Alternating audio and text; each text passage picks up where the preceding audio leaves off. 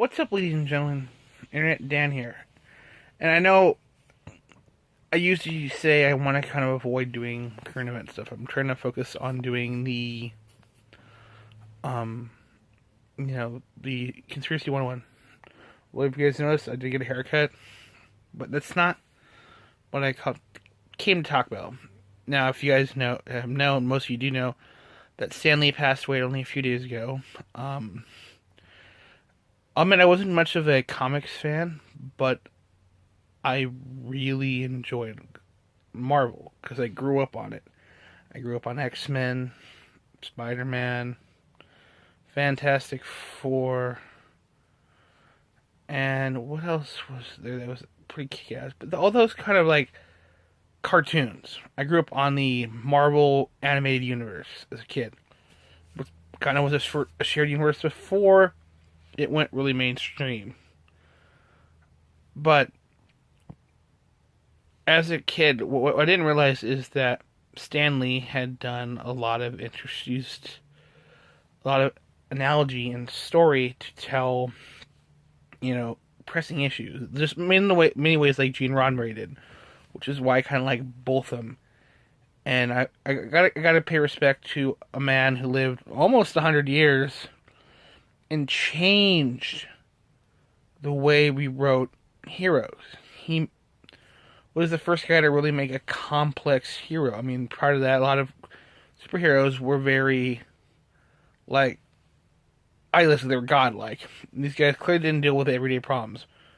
I mean, but now look at Spider-Man. He is, at least starts out as a high school kid struggling with the sudden acquisition of superpowers and balancing it with a life as a high school student.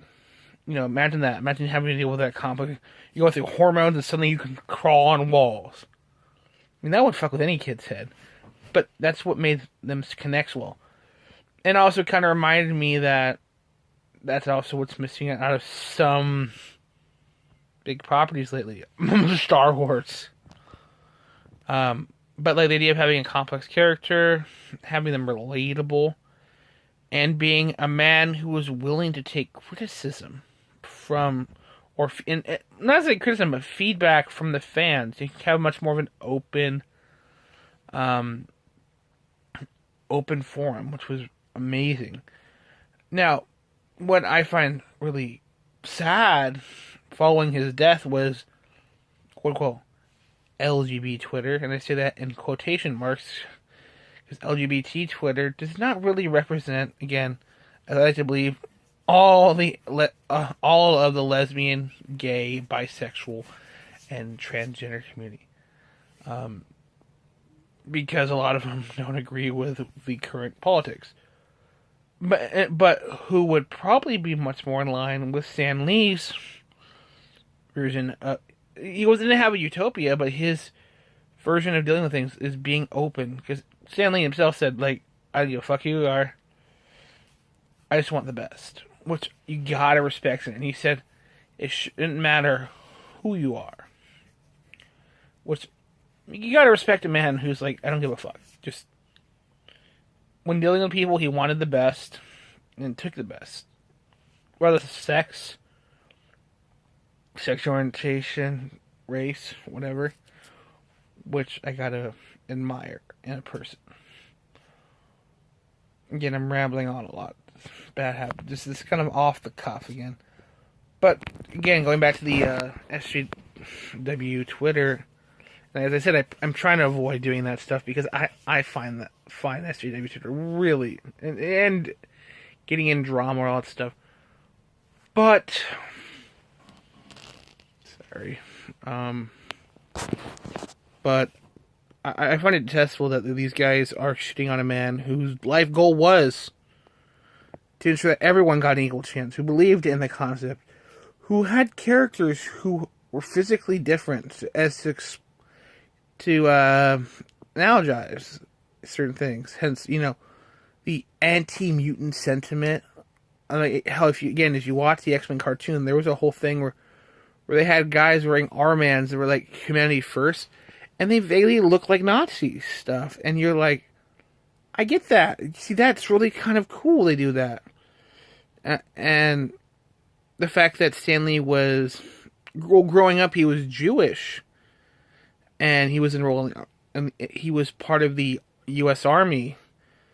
I mean, that whole thing he probably heard about, because I don't think he wasn't really a frontline guy, but I mean, he was probably overseas. He probably heard about stories of from returning soldiers from Belgium, and then farther east, hearing about what the German atrocities, and he thought, and that probably inspired his works. I mean, I wouldn't doubt, a man who hears about, especially him coming from a group that was oppressed by the Nazis, and that what really made his stories interesting and background. So I don't know how they can call him racist or a bigot when this guy served his country in multiple ways, including, again, I think especially he served in the army, but he especially served America and the culture at large by creating these very compelling characters, creating these very rich storylines that transcend everything. Most people have heard of Wolverine or Iron Man or Thor. I mean, but prior to Thor becoming the superhero, he was largely known only by scholars as this mythical guy, or neo-pagans. But because of this, he's now become mainstream, and a lot of us have gone and researched the lore, because there's some interesting stuff in Norse mythology. So I want to say first that crazy Twitter, seriously, leave. I hate to do the leave Stan alone, but I'll just say, let a dead guy rest. Seriously, Stan didn't do nothing wrong. In fact, he did a lot right, and I'll defend him on that. And the last thing to say is, Stanley, I wish I'd met you. That would have been really cool to have gotten to meet you in person. But in so many ways, you changed my childhood, and you're part of my childhood. So R.I.P. man. I wish you'd made it to 100, and we could have had the century of Stan Lee. Anyway, peace and Excelsior.